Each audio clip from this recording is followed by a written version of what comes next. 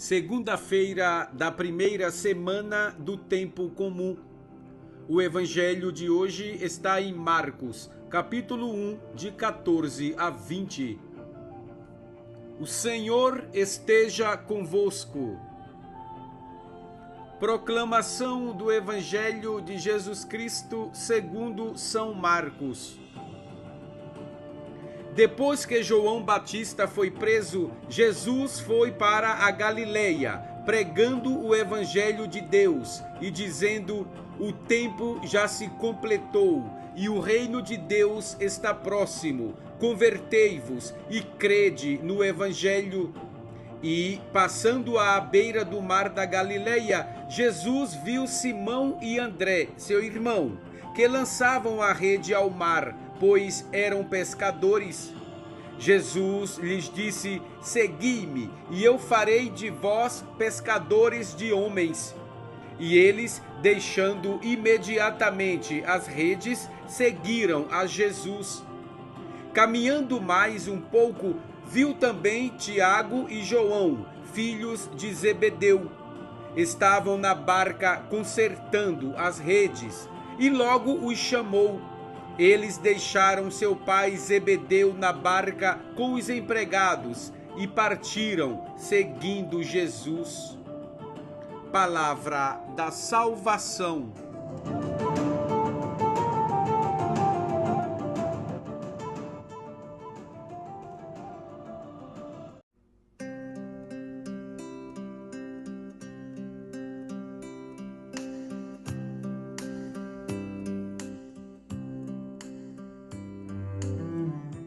Amado irmão, amada irmã, a paz esteja com você, que nos acompanha pelo canal oficial da Obra de Maria no YouTube, no WhatsApp e no Instagram. Hoje, segunda-feira da primeira semana do tempo comum. Com a festa do batismo de Jesus que celebramos ontem, concluímos o tempo do Natal. Com a Santa Missa de hoje, tem início o tempo comum do ano litúrgico. Todos os tempos do ano litúrgico são kairós de Deus, momentos de graça destinados à nossa santificação. O Natal nos levou a contemplar o cumprimento da promessa de Deus, o envio de um Salvador, seu Filho unigênito, que veio habitar entre nós com o propósito de nos conduzir ao céu. A primeira leitura da carta aos Hebreus, em tom solene, nos recorda que Jesus de Nazaré, o menino de Belém, é nada menos que o esplendor da glória do Pai e a expressão exata do seu ser. É Ele quem sustenta todo o universo, fazendo com que toda a criação permaneça. Ele sustenta o universo com o poder de sua palavra. Tendo realizado a purificação dos pecados, sentou-se à direita da majestade divina nas alturas. Ele foi elevado acima dos anjos, assim como o nome que herdou é superior ao deles. Pois a qual dos anjos Deus alguma vez disse: tu és o meu filho, hoje eu te gerei?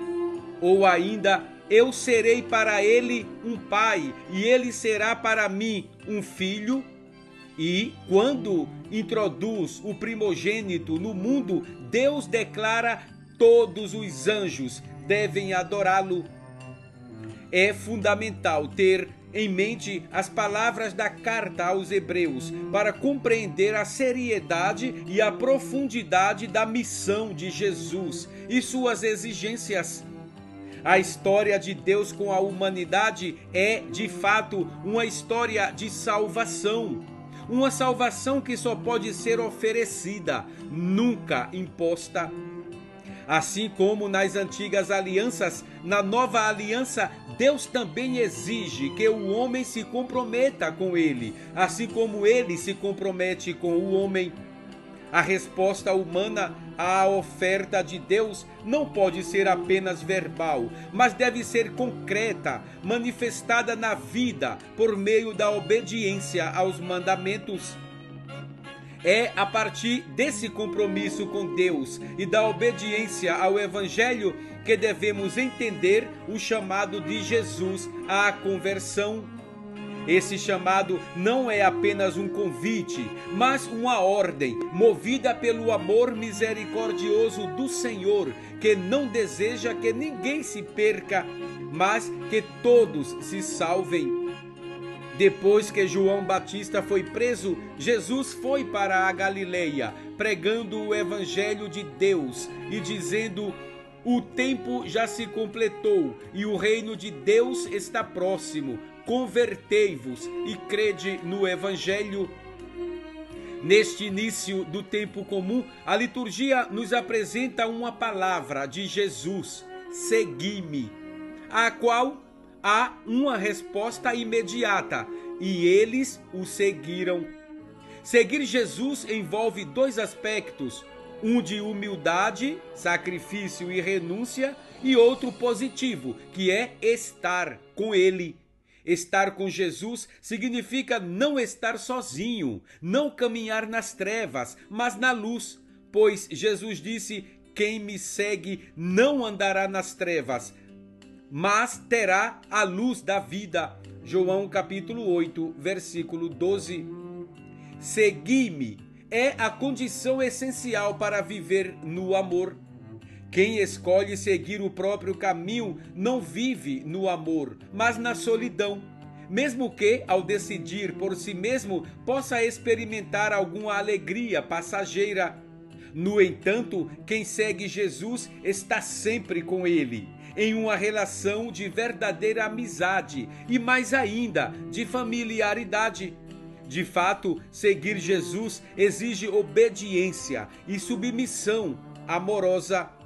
Todo aquele que faz a vontade de meu Pai que está nos céus, esse é meu irmão, minha irmã e minha mãe.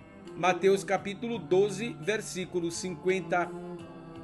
Amado irmão, amada irmã, diante de cada alegria e de cada tristeza, perguntemo-nos: a quem estou seguindo agora?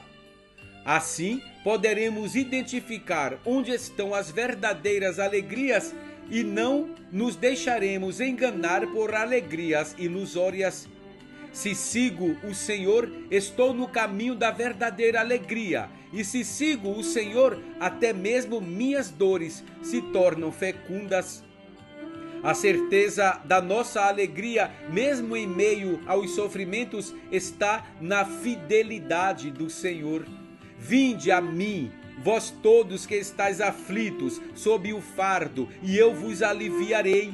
Tomai meu jugo sobre vós e recebei minha doutrina, porque eu sou manso e humilde de coração, e achareis o repouso para as vossas almas, porque meu jugo é suave e meu peso é leve. Mateus capítulo 11, versículos 29 e 30.